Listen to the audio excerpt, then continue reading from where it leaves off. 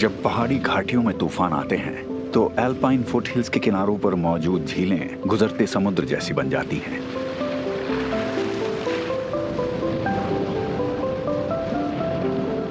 नहाने वाली शांत जगहें उथल पुथल से भर जाती हैं।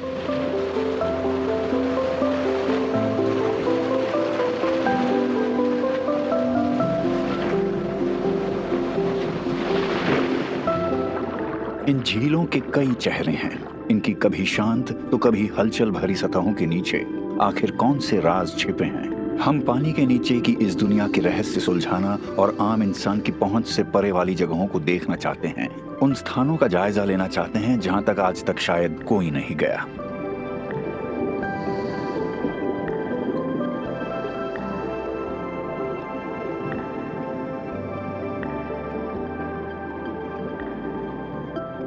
Lake life, secrets beneath the surface.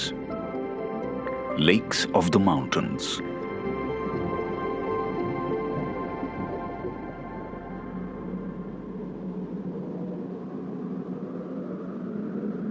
Alpine इलाके में करीब 4000 झीलें हैं। इनमें से कुछ बड़ी तो कुछ छोटी हैं और इनमें से 1/4 ऑस्ट्रिया में है। इनकी सतह के नीचे असंख्य राज सुलझाए जाने के इंतजार में हैं। जैसे कि कैमरगट इलाके में मौजूद लेक एल्टसे। हाल तक ये माना जाता था कि ये एल्पाइन लेक उथली है, पर आइस एज के दौरान ताकतवर ग्लेशियर्स ने इस घाटी में से आगे बढ़ते हुए अपनी गहरी निशानियां छोड़ी और ये निशानियां हमारे अंदाजे से भी गहरी थीं।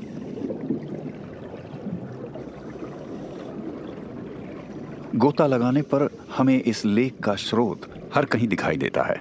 यहाँ चट्टानी दीवारों पर खरोंचे हैं और गाड़ियों जितने बड़े पत्थर।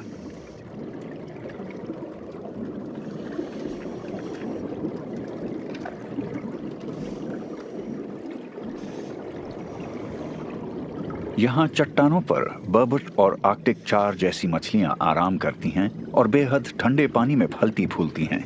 आइस एज के दौरान ये स्पीशीज उत्तर से माइग्रेट करके यहाँ आई थी।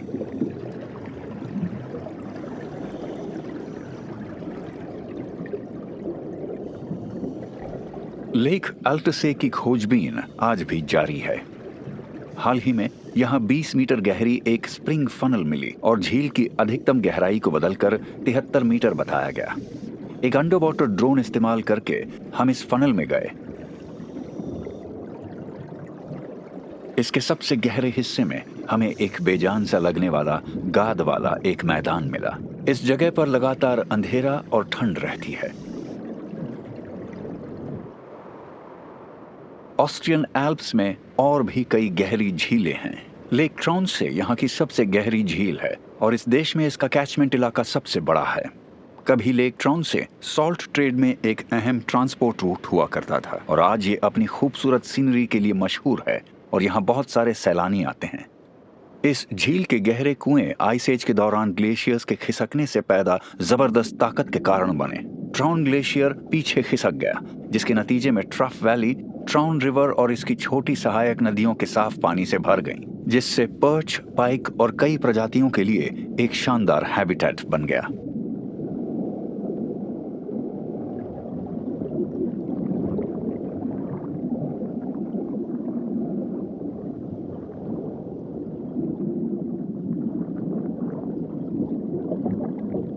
पर सूरज की रोशनी वाले जिन हिस्सों में मछलियां फलती फूलती हैं, उसके नीचे क्या है? और नीचे उतरने पर हमें चट्टानों और तलछट नजर आया, जो चारों ओर के पहाड़ों से झील में उतरकर इसे धीरे धीरे भरता रहा है।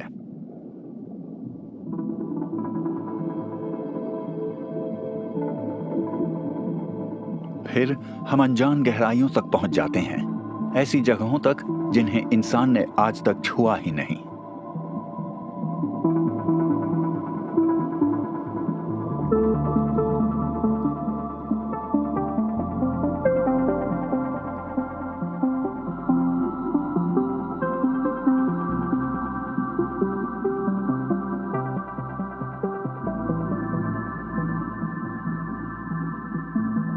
करीब 190 मीटर की गहराई पर हम नर्म तलछट वाली एक समतल जगह पर पहुंचते हैं। पानी के विशाल कॉलम के जरिए जो कुछ भी नीचे आता है वो यहीं पहुंचता है। इस शांत अतल में क्या कुछ छिपा हो सकता है, ये एक रहस्य ही है। यहाँ से ये शायद लेक ट्रॉन्से की पहली ऐसी तस्वीरें होंगी जिन्हें कैमरे में कैद किया गया है।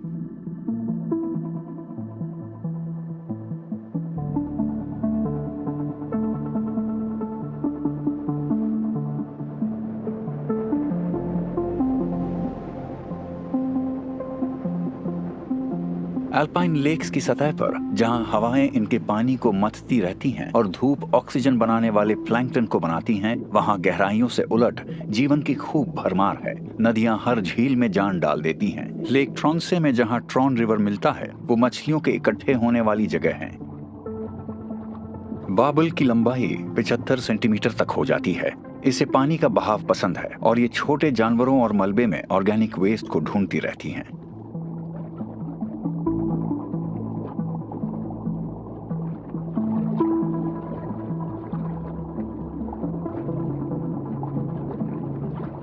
सहायक नदियां झीलों के लिए पोषक तत्वों और लोअर ऑर्गेनिजम्स के अहम स्रोत हैं, जिन पर पानी की सतह के नीचे मौजूद जीवन निर्भर करता है। पर पथरीली ढलान और पहाड़ी मेडोज भी झील को इनएनिमेट और एनिमेट मैटर मुहैया कराते हैं, जैसे कि पास ही मौजूद लेक एटसे, जो ऑस्ट्रिया की सबसे बड़ी इनलैंड लेक है।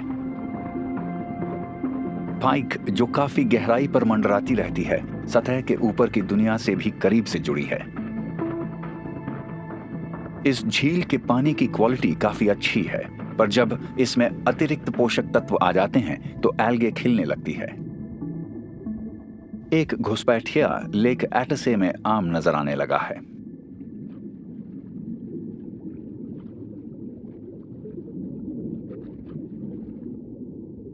क्वागा मसल को ब्लैक सी इलाके से सेंट्रल यूरोप में लाया गया था और ये बड़ी तेजी से यूरोप की कई झीलों में फैल गई है। हर मसल पानी से प्लैंकटन को छान लेती है और ये इस झील के फूड पिरामिड को एक नई शक्ल दे रही है। लंबे वक्त में इकोसिस्टम पर इसका क्या असर होगा ये तो नहीं मालूम, पर मसल्स हर सतह पर नजर आते हैं, यहाँ तक कि उन व्हीकल्स में भी जो किसी हादसे में डूब गए या जानबूझकर डुबो दिए गए। डूबी हुई पुरानी हाउस बोट्स डाइवर्स के लिए एक आकर्षण हैं।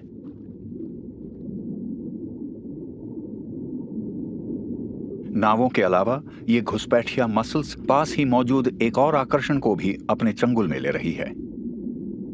ये है लकड़ी के 111 खंभों से बनी पॉइल ड्वेलिंग इंस्टॉलेशन, जो एल्पाइन लेक्स में आज तक मिली 111 स्टिल्ट हाउस सेटलमेंट्स को दर्शाती है। नियोलिथिक युग में भी लोग एटसे और दूसरी एल्पाइन लेक्स के किनारों के साथ साथ रहते थे। पुरानी चीजें और उनकी नकलें जो पानी के नीचे हैं और जमीन पर भी, वो एक यूनेस्को वर्ल्ड हेरिटेज साइट हैं। इस सांस्कृतिक खजाने को बचाकर रखा गया है, पर कुदरती खजाने के कुछ हिस्सों को गंवाने का खतरा हमारे सामने है। ये दम तोड़ती पर्ल रोच, जिसे हमने अपनी एक डाइव के दौरान देखा था, एक ऐसी स्पीशीज के खामोशी से गायब होने का प्रतीक है जो कभी सेंट्रल यूरोप के कई झीलों में मिला करती थी। एक और बिन बुलाई मेहमान है सिग्नल क्रेफिश, जिसे नॉर्थ अमेरिका से यहाँ लाया गया। इसमें एक फंगल डिजीज थी जिससे इसे तो कोई नुकसान नहीं होता, पर यह यूरोपियन क्रेफिश के लिए हमेशा जानलेवा होती है। इन घुसपैठियों ने ज्यादातर एल्पाइन लेक्स में स्थानीय यूरोपियन क्रेफिश का सफाया कर दिया है।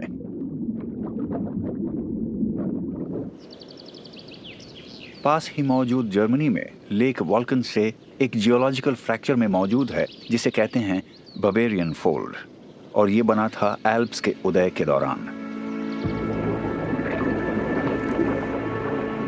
धूप वाला ये हैबिटेट पर्च को नसीब हुआ अपनी जगह बदलती और आपस में टकराती टेक्टोनिक प्लेट्स के कारण।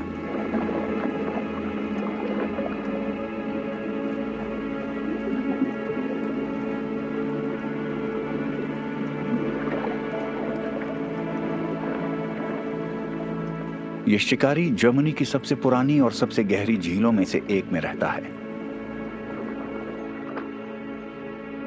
इनके बच्चे लेक वॉल्कन से के ठंडे और ऑक्सीजन से भरपूर पानी में पनपते हैं। पर्च स्टोनवॉर्च से भरपूर चट्टानी दीवारों पर रिबन जैसी शक्ल वाले रेशों में स्पॉन करती हैं। इनकी संतानें बहुत होती हैं क्योंकि बहुत से शिकारी भी हमेशा आसपास मौजूद होते हैं।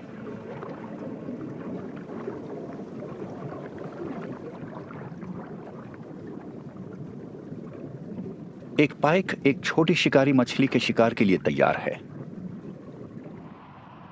खतरे सदा मौजूद रहते हैं पानी की सतह के ऊपर भी। जिन ड्राइवर्स का ध्यान भटक जाता है वो कभी कभी सड़क से नीचे भी जा गिरते हैं।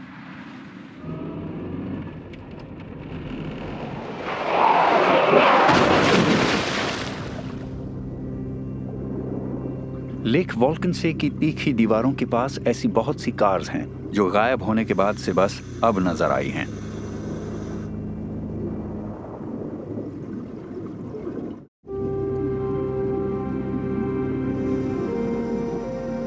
सतह से 10 मीटर नीचे एक वॉक्सवागन बीटल का मलबा पड़ा है।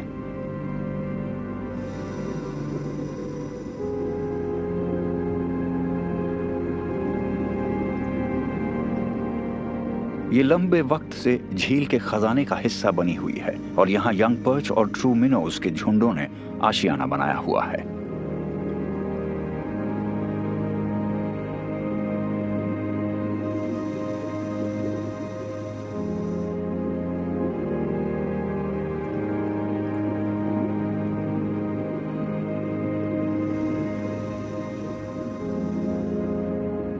हम और गहराई तक गोता लगाते हैं।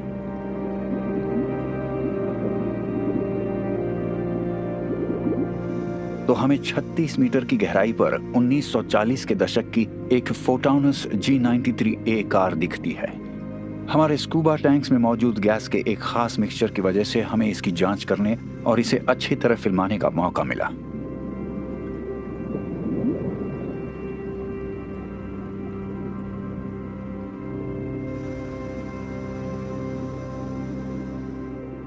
लेक वैल्केनसे की तली में और भी कई मलबे पड़े हुए हैं। इन तक शायद ही कोई डाइवर पहुंच पाते हो, जैसे कि ये फिएट टोपोलिनो जो 1950 के आसपास बनी थी और 92 मीटर की गहराई पर पड़ी हुई है।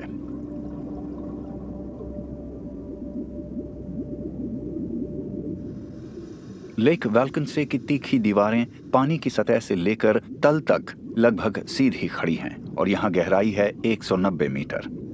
झील के तल में कार्स, प्लेन्स और बोट्स के अलावा एक छिपा खजाना भी मौजूद है। प्रागैतिहासिक दौर से ही इस झील में चढ़ावे डाले जाते रहे हैं।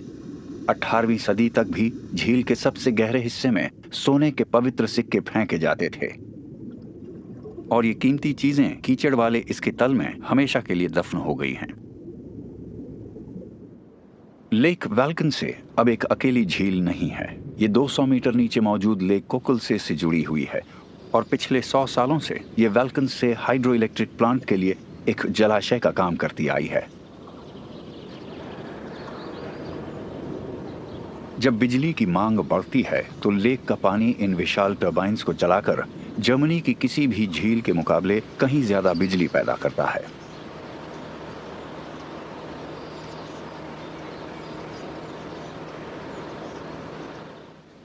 पास ही मौजूद एक और एल्पाइन लेक के नाम एक अनोखा रिकॉर्ड है। लेक फ्रिलिनसे सेंट्रल यूरोप की सबसे ठंडी झीलों में से एक है। ये ग्लेशियर लेक आइस एज के आखिरी बरसों के दौरान एक ग्लेशियर के पीछे हटने से बनी है।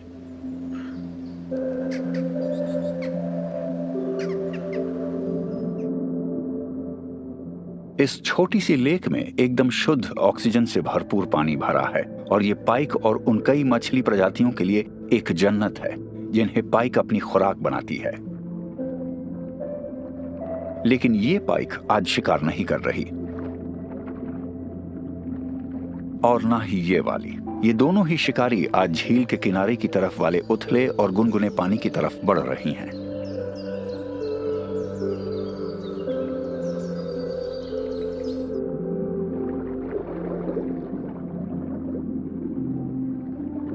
अब यहां बड़े साइज की मेल पाइक और उनसे भी बड़ी फीमेल्स इकट्ठी हो रही हैं।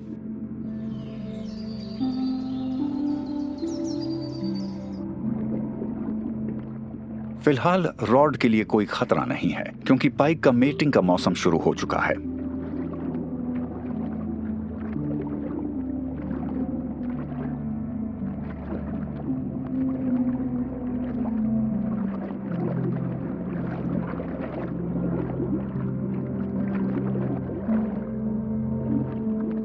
आमतौर पर अकेली रहने वाली पाइक आज साथी ढूंढ रही हैं और मिलन के काम में व्यस्त हैं।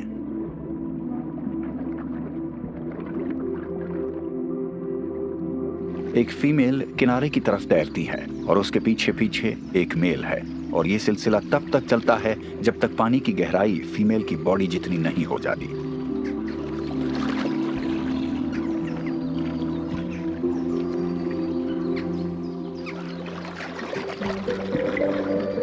पल्सेस की एक सीरीज में ये दोनों एग्स और स्पर्म छोड़ते हैं।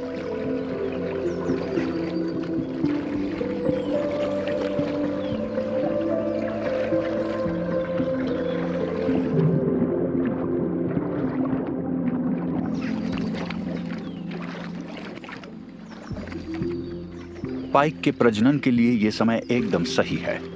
बर्फ के पिघलने के बाद एल्पाइन लेक्स पानी से लबालब भर जाती हैं। किनारों के आसपास मौजूद पानी में डूबे पौधे इनके बच्चों के लिए बेहतरीन नर्सरी साबित होते हैं। स्पॉनिंग के बाद अडल्ट पाइक खुली झील की तरफ लौट जाती हैं। ये साल के सबसे महत्वपूर्ण काम को अंजाम दे चुकी हैं। अप्रैल आते आते सूरज की गर्माहट इतनी हो जाती है कि झीलों को गर्म कर सके, खासकर उथले हिस्सों को। इससे कॉमन टोड्स झील की तरफ आने लगते हैं।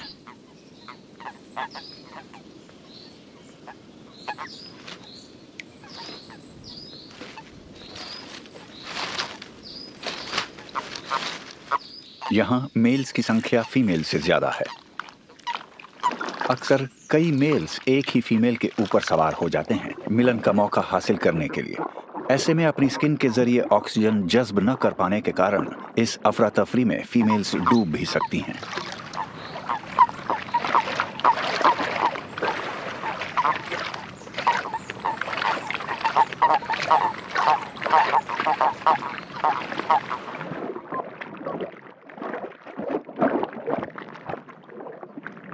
लेकिन टोड्स को एक दूसरे से कोई खतरा नहीं होता।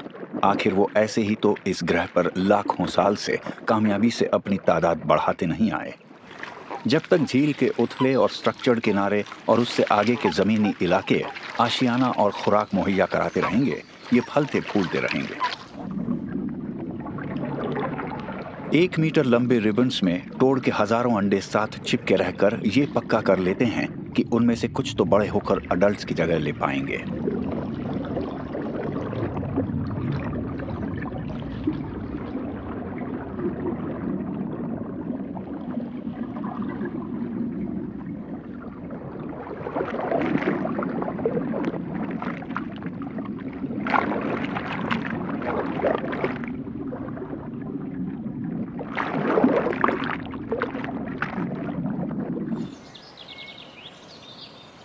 छायादार किनारे पर मौजूद जो जगह कभी निर्जीव ठंडा पानी लगती थी, अब जीवन से गुलजार है।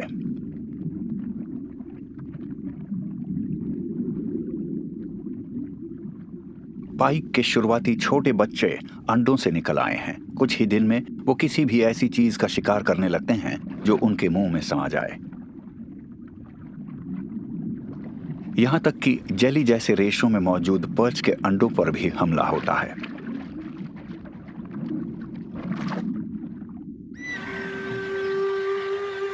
भरपूर खुराक हासिल होती है सतह के ऊपर से। फीमेल मच्छरों को भी उथला पानी अंडे देने के लिए एकदम सही जगह लगती है।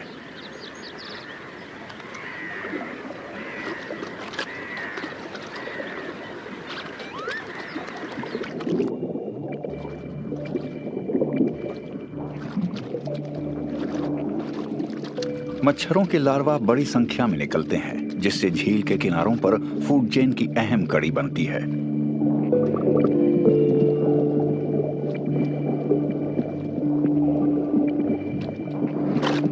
मच्छरों के ना होने से कई जीव भूखे मर जाएंगे। इनमें लेक फ्रिलेंसे के ठंडे पानी में रहने वाली यंग पाइक भी शामिल हैं।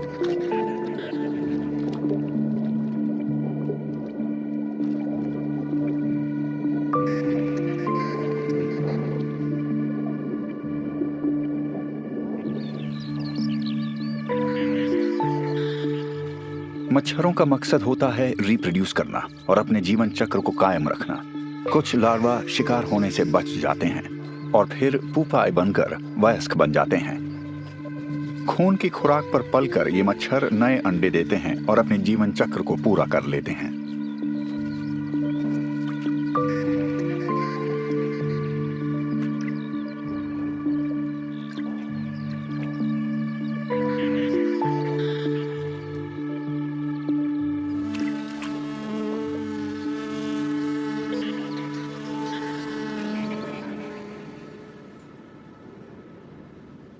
एल्प्स के छोर पर कई झीलें मौजूद हैं, जहां पुराने ग्लेशियर्स की वजह से कई गहरी गलीज और बेसिन्स बन गए हैं।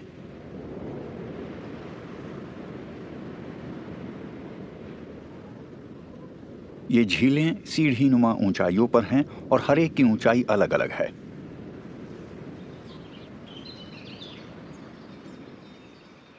एक से दूसरी झील के बीच का सफर अक्सर उनकी वास्तविक दूरियों से कहीं ज्यादा होता है।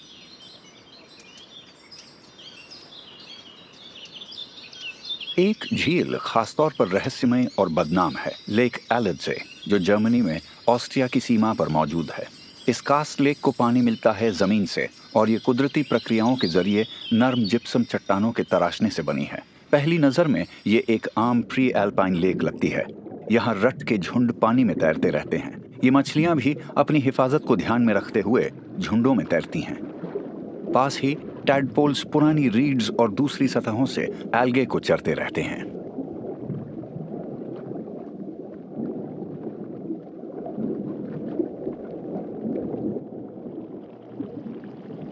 लेक एलड्से के कैल्शियम कार्बोनेट वाली जलराशि में पनपती इन एल्गे को माइक्रोस्कोप से देखने पर इन पर छोटे कैल्शियम ऑक्सलेट क्रिस्टल्स दिखाई देते हैं, इनके फिलामेंट के अंदर चमकते हुए। कुदरती आर्ट की ये मिसाल टैडपोल्स की खुराक बनते हैं।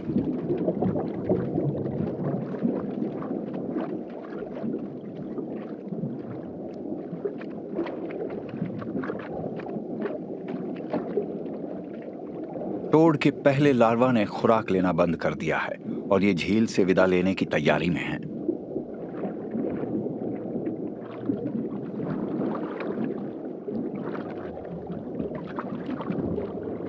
लेक एलड्से में और गहराई में पहुंचने पर पानी का रंग बदलने लगता है।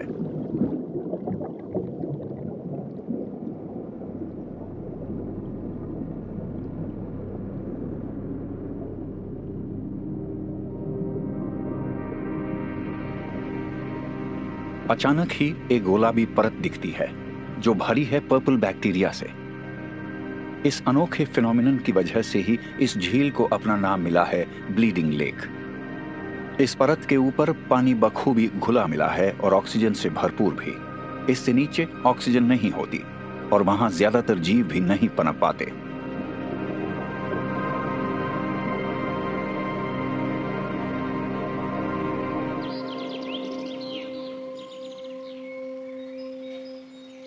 कभी कभार ये गुलाबी पानी सतह पर भी पहुंच जाता है और पास ही मौजूद जिप्सम क्वारी पॉन्ड में भी। ये एक पुरानी माइनिंग पिट है जो जमीन के नीचे लेक एलड्से से जुड़ी है। लगातार चलने वाली हवाओं के कारण सल्फर से भरपूर पानी की गहरी परतें सतह पर आ जाती हैं, जिससे पर्पल बैक्टीरिया खिलने लगते हैं।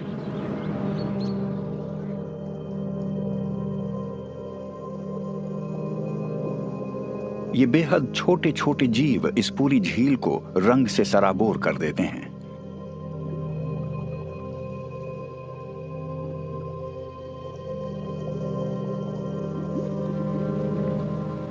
जब तक पानी में पर्याप्त ऑक्सीजन रहती है, यह अस्थायी रंग इसके निवासियों को कोई नुकसान नहीं पहुंचाता। कुछ ही दिनों में जब मौसम शांत होता है तो झील धीरे धीरे अपने पुराने रूप में लौटने लगती है।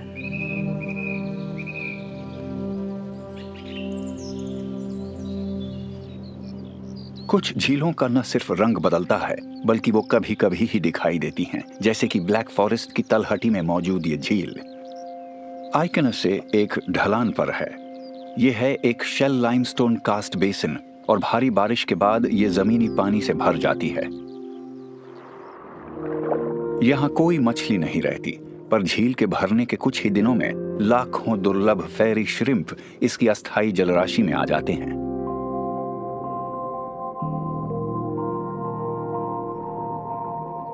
मेल्स के हेड अपेंडेजेस पारदर्शी होते हैं।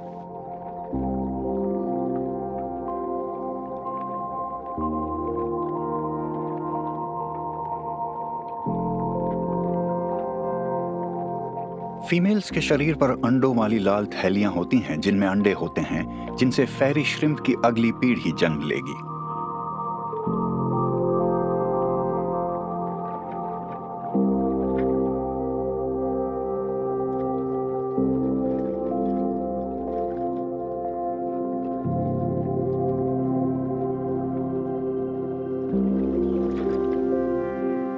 आइकनसे के भर जाने के कुछ हफ्ते बाद पानी का स्तर तेजी से गिरने लगता है। टैडपोल श्रिम्प्स के लिए हालात मुश्किल होने लगते हैं।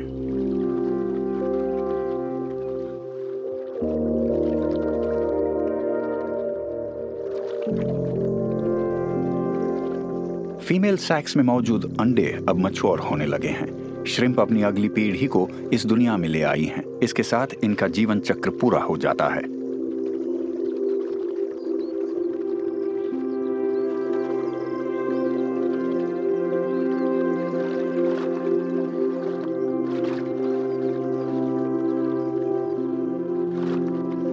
बचा खुचा पानी भी जब भाप बन जाता है या फिर जमीन में जज्ब हो जाता है, तब श्रिम्प्स सूख जाते हैं।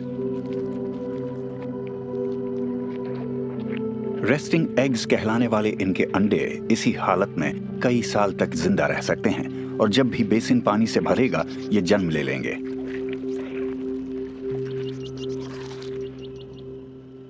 फिर जब झील में 2 मीटर तक गहरा पानी भर जाता है, तो बेजान सी लगने वाली इस जगह में घास और जंगली फूल उगाते हैं और ये फिर से चमकता दमकता एक जल भंडार बन जाता है।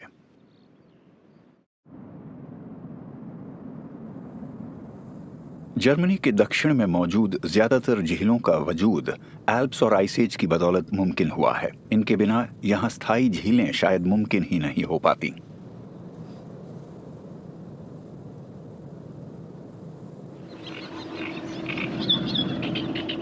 लेक कॉन्स्टेंस किसी सागर जैसी लगती है। समुद्र की ही तरह इससे कई देश जुड़े हैं, जैसे कि जर्मनी, स्विट्जरलैंड और ऑस्ट्रिया। लेक कॉन्स्टेंस को पानी से सींचने वाला रिवर राइन काफी दूर पर इससे मिल जाता है, जिससे तलछट इसकी गहराई में समा जाता है और इसके किनारों पर जमा नहीं होता।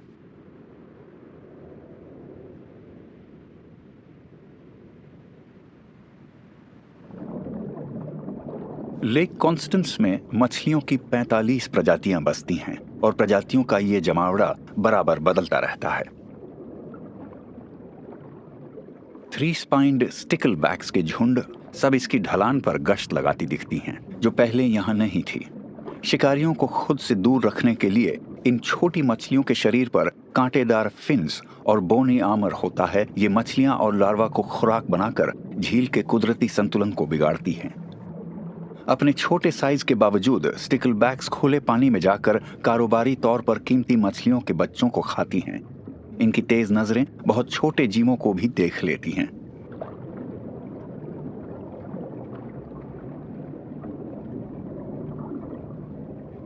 अपनी स्पाइन्स और सख्त आर्मर की बदौलत स्टिकलबैक्स के दुश्मन कम ही होते हैं और ये बल्बस आइड रफल से भी नहीं डरती। लेक कॉन्स्टेंस में घुसपैठियां प्रजातियों की भरमार है, जैसे कि ऑस्ट्रियन लेक्स में पाई जाने वाली क्वागा मसल, जो सिर्फ नाखून के साइज की मॉलस्क हैं और मूल रूप से ब्लैक सी इलाके की हैं।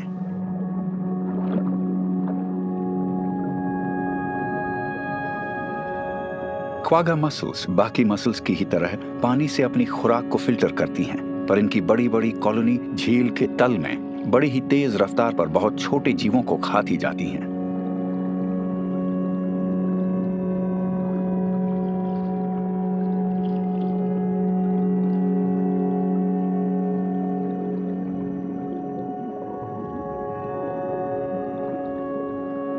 करीब 20 मीटर की गहराई पर हमें मसल से भरे तल पर दरारें और छोटी गुफाएं मिलती हैं।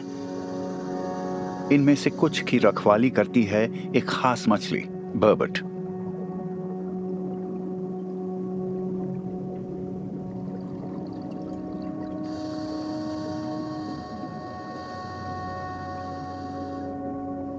बर्बट कॉड फैमिली से ताल्लुक रखती हैं और ठंडे और साफ पानी में प्रजनन करती हैं। इनके पूर्वज आइस एज में समुद्र से नदियों और झीलों में आए थे। इनमें अपने कॉड रिश्तेदारों की ही तरह की पहचानें मौजूद हैं, जैसे कि मार्बल जैसे विस्कर।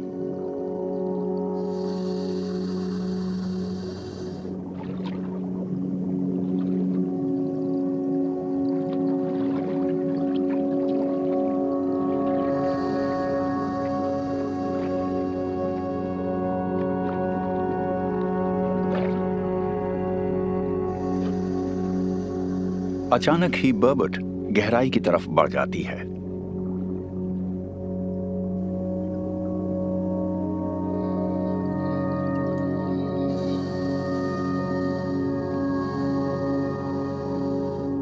तलछट वाले बलुआ हिस्सों में और ज्यादा बर्बट्स इकट्ठा हो गई हैं।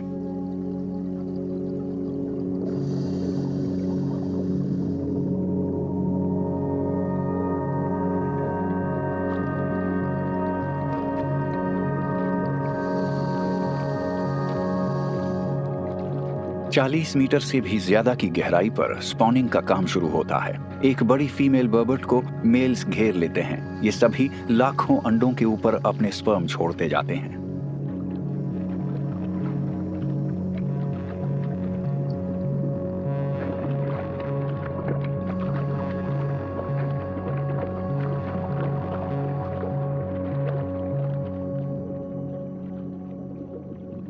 लेक कॉन्स्टेंस सेंट्रल यूरोप की सबसे बड़ी, सबसे गहरी और पानी से भरपूर झीलों में से एक है और इसमें कई सरप्राइज मौजूद हैं। इसकी गहराइयों में कई रेक्स पड़े हैं और इनमें ज्यादातर पिछली सदी की नावें हैं।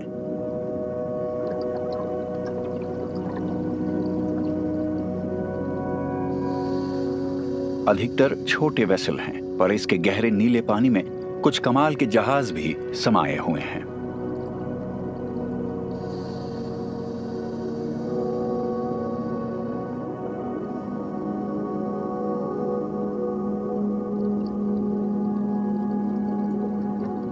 ऐसा ही एक जहाज है यूरा। ये पैडल स्टीमर 12 फरवरी 1864 को स्टैड ज्यूरिक नाम के एक पैसेंजर जहाज से टकराने के बाद डूबा था।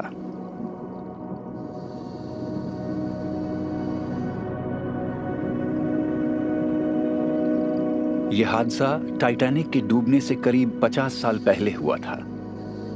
यूरा सतह से 38 मीटर नीचे है और अब ये आशियाना बन गया है लाखों क्वागा मसल्स का।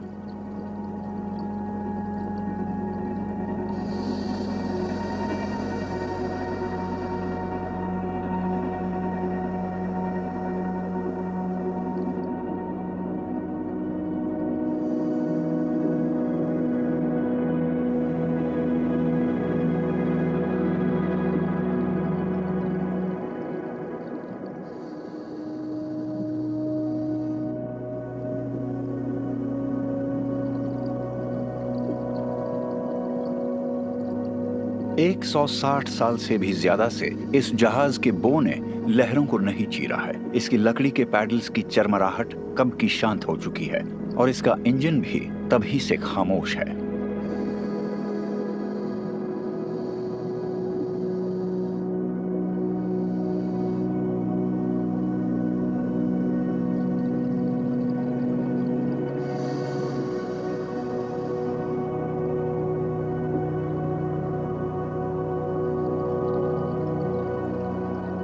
यूरा के सही सलामत मलबे को देखकर हम इमोशनल हो जाते हैं। ये सोचकर मन भर आता है कि स्टैड ज्यूरिक के बो से इसके फोरडेक के टकराने से कई इंसानी जिंदगियां खत्म हो गई थीं।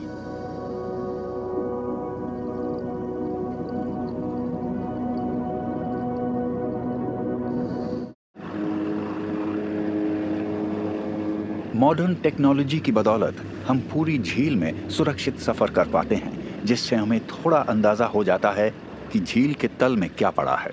हमारे नीचे 250 मीटर की गहराई तक पानी भरा है, जहां है गुप्त अंधेरा।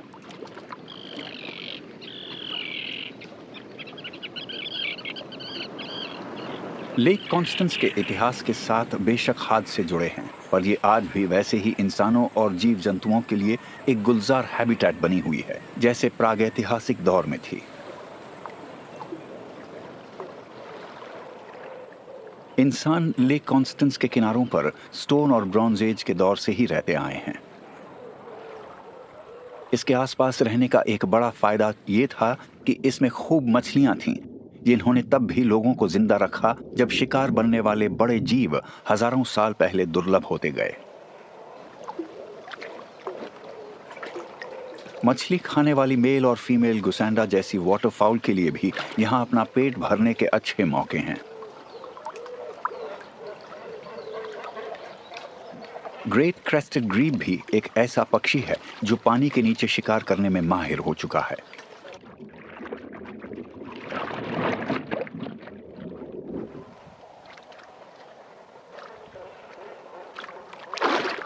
गुसैंडा भी बड़ी खूबी से डाइव लगाता है, अलबत्ता शिकार चुनने के मामले में इससे कभी कभी गलती हो जाती है।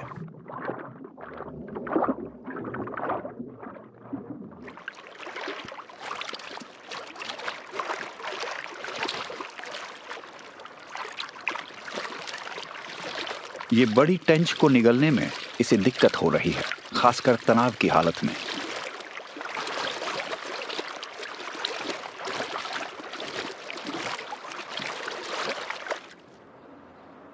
अंटर ओल्डिंगन में मौजूद दोबारा से बनाई गई पाइल ड्वेलिंग विलेज ये दिखाती है कि हजारों साल पहले झील में रहने वाले लोगों के कारण इस पर क्या असर पड़ा। इन पुराने स्ट्रक्चर से कुछ ही दूरी पर हमें नजर आता है कि कैसे इंसानी गतिविधियों ने झील को बदलना जारी रखा हुआ है। धूप वाले उथले हिस्सों में प्लैंकटन खूब पनपते हैं, जो इस झील की फूड चेन की नींव है। कार्प जैसी मछलियां भी जिंदा रहने के लिए प्लैंकटन पर ही निर्भर करती हैं।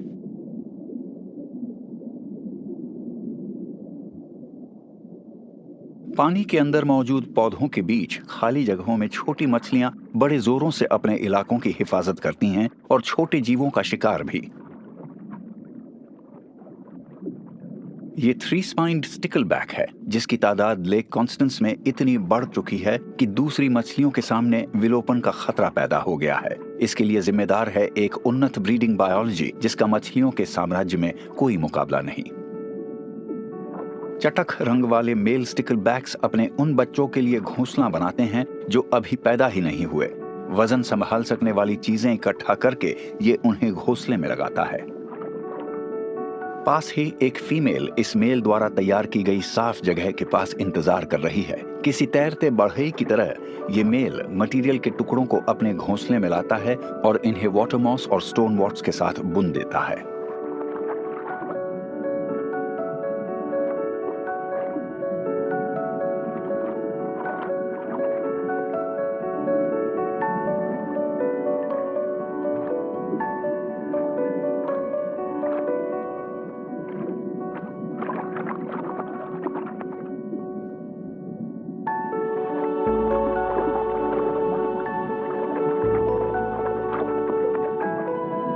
ये अंदर के हिस्से की बार बार जांच करता है और डोम को स्थिर बनाने की कोशिश में जुटा रहता है।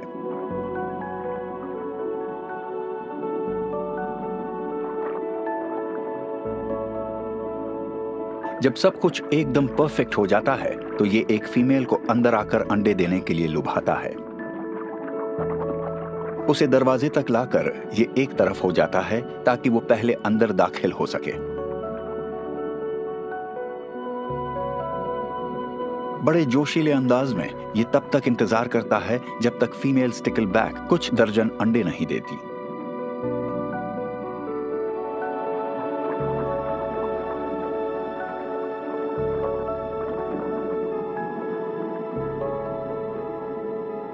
फिर इसकी बारी आती है।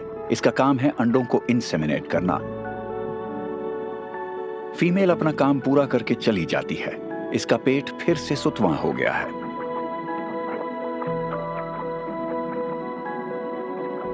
पर मेल का काम तो अभी शुरू ही हुआ है। एक हफ्ते या इससे ज्यादा तक ये अंडों की रखवाली करते हुए उन तक ऑक्सीजन पहुंचाने के लिए जूझता रहता है।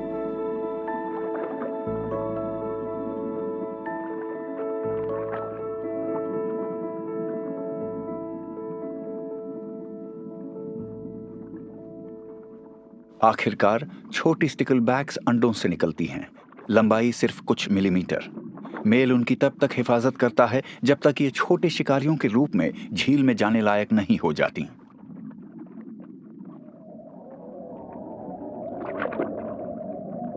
हमने लेक कॉन्स्टेंस में कई हैरतअंगेज चीजें देखी, पर एक सवाल अब भी बाकी है, झील का सबसे गहरा हिस्सा कैसा दिखता है?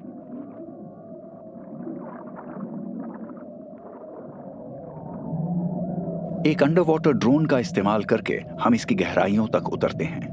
पास से गुजरती है व्हाइट फिश, एक ऐसी प्रजाति जो स्टिकलबैक्स के शिकार के कारण संघर्ष करती रहती है। हम और गहराई की तरफ बढ़ जाते हैं।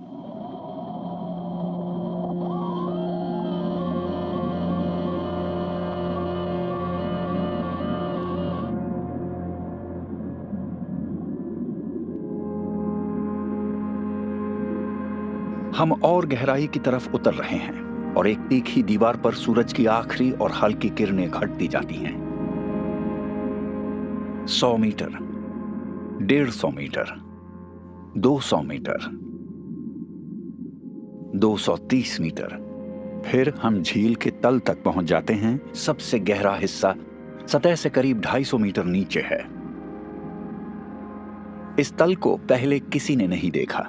ये किसी एग कार्टन जैसा है। इस नर्म तलछट में कई एक से डिप्रेशंस हैं। कोई ऐसा नजर नहीं आता जो इसके लिए दोषी हो। ये पैटर्न कैसे बना होगा? झील के तल से सतह तक हमारी झीलें ऐसे सरप्राइज और रहस्यों से भरी हैं जो खोजे जाने और समझे जाने का इंतजार कर रही हैं।